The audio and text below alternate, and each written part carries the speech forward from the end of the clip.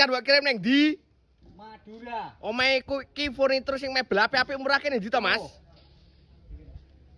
Mas, Kenapa? bener omahe ki furnitur sing mebel sing kondang murah apik-apik wi. Ya iki ya bener to, Mas. Kenapa? Aku arep golekne bojoku pawon sing saiki-saiki sing model apik-apik ngono kae lho. Set to. Heeh. Lho bahasamu iki lho. Ya iki lho modele dan kaya iki lho.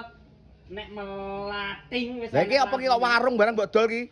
Iki jenenge dapur zaman saiki iki ya ini iki. Oh, ala Wis enek iki. ini bare, Mas. Iki Oh, jabang bae tiba iki minibar. Oh. Nah, iki dapur kan iki. Don anune. Gon isa-isahane. Lah kerane kuwi. Lho. Senggol modok, Mas. Rasa mbok kecre barang. Iki yo kena iki, Mas. Lah kok ada kompore Nah, di. iki wis enek neone. Nah, ada kompor iki, Mas. Melating ngene iki, nggon kompor. Iki nggon magicom, ya kena. Nggon isa-isahane wis koyo ngene iki. Lah kedele piring. Dan piring yo lengkap magic kabeh to, Mas.